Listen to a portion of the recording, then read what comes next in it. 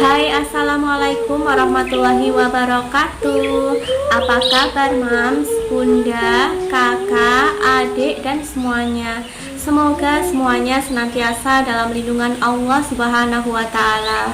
Terima kasih buat yang selalu setia nonton videonya Mami Channel. Semoga apa yang Mami share dapat menghibur dan juga bermanfaat. Terima kasih juga buat yang sudah subscribe, like, dan komen. Semoga Allah Subhanahu wa Ta'ala yang membalas kebaikan kalian semua.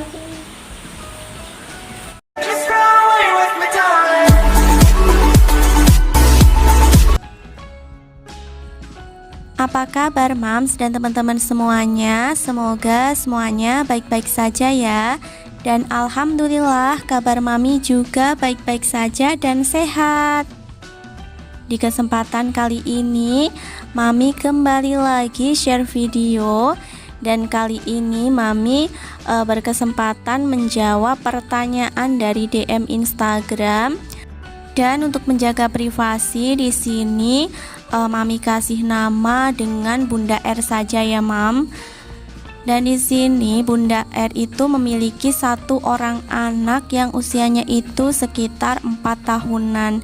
Dan untuk lebih jelasnya, Mami taruh pertanyaannya di layar berikut ini ya, Mam. Di sini Bunda R itu punya banyak pinjaman ya. Sedangkan suaminya itu menerima gaji setiap 3 bulan sekali sekitar 8 juta.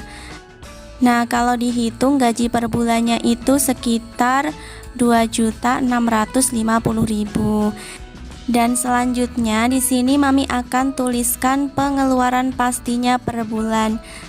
Di sini Mami mulai dari yang pertama ada angsuran bank sebesar 610.000. Selanjutnya yang kedua ada cicilan mobil sebesar 2.068.000. Dan yang ketiga ada pinjaman per 2 minggu, itu membayarnya sebesar 270.000 per 2 minggunya ya, Mam. Jadi untuk 1 bulan bisa dikalikan 2 ya.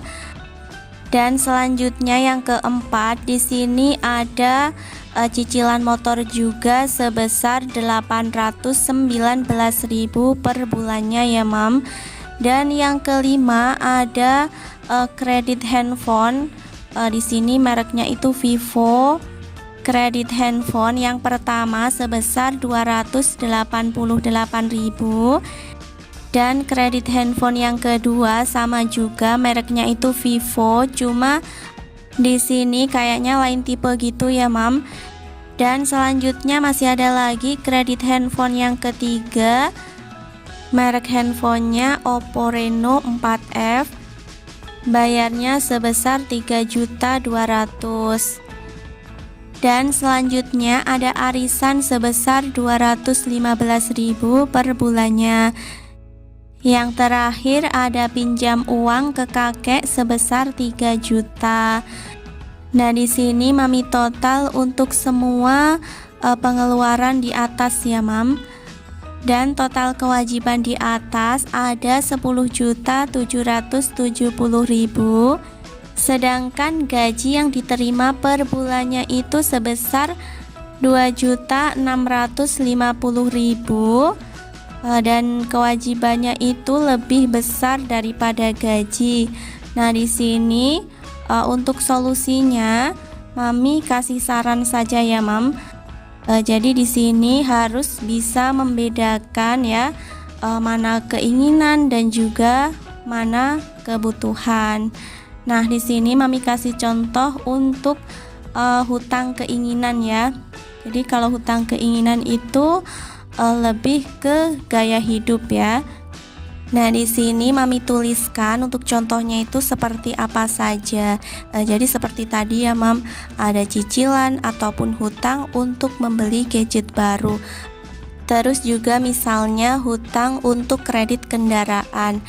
Nah, kalau sudah punya kendaraan yang masih bisa dipakai, kenapa juga harus beli yang kredit? Terus juga hutang kayak buat belanja-belanja gitu, terus juga buat liburan. dan masih banyak lainnya ya yang sifatnya itu konsumtif.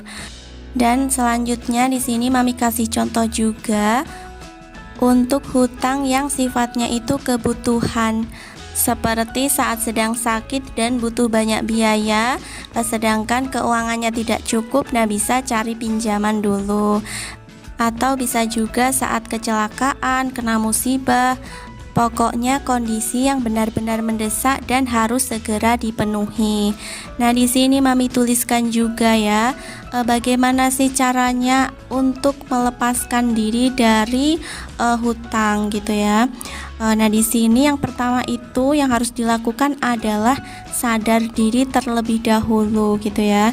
Jadi bisa membedakan mana keinginan, mana kebutuhan. Karena kalau kita sudah nyaman gitu ya, nyaman berhutang gitu ya untuk memenuhi gaya hidup, kebutuhan hidup gitu ya, lama-lama akan semakin banyak dan semakin menumpuk dan malah menjadi beban buat diri kita sendiri. Nah, sebelum memutuskan untuk mencari pinjaman, harus dilihat-lihat dulu ya Mam, berapa penghasilan per bulan. Nah, jangan sampai melebihi 30% dari penghasilan yang diterima. Karena kalau sudah lebih dari itu, maka rasanya itu akan berat dan bisa-bisa untuk kebutuhan hidup jadi keteteran juga. Dan saran yang kedua adalah mengubah gaya hidup untuk lebih memprioritaskan kebutuhan hidup. Dan yang ketiga, harus memilah-milah hutang yang dimiliki. Karena hutang yang dimiliki tidak selamanya sifatnya jelek. Jadi ada hutang yang untuk produktif ataupun untuk kebutuhan. Nah, itu kan sifatnya bagus ya, Mam. Nah, selanjutnya adalah mengurutkan prioritas untuk membayar hutang. Nah, selanjutnya yang kelima yaitu mengurutkannya dari biaya bunga dan juga administrasi yang paling besar. Nah, untuk pinjaman dengan bunga yang paling besar itu yang harus diprioritaskan untuk dibayar terlebih dahulu.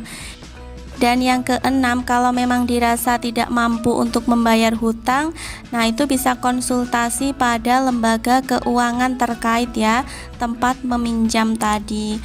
Bisa minta untuk di stop dulu bunga pinjamannya agar lebih fokus untuk membayar hutang tersebut. Dan langkah yang terakhir, kalau memang sudah menemui jalan buntu, nah bisa dengan cara menjual barang yang bernilai untuk menutup hutang tersebut ya Mam. Nah, tidak apa-apa, yang penting hutangnya itu sudah lunas. Semoga video yang Mami bagikan ini dapat bermanfaat. Dan sebelum berpisah, Mami mohon maaf yang sebesar-besarnya. Akhirnya, wassalamualaikum warahmatullahi wabarakatuh.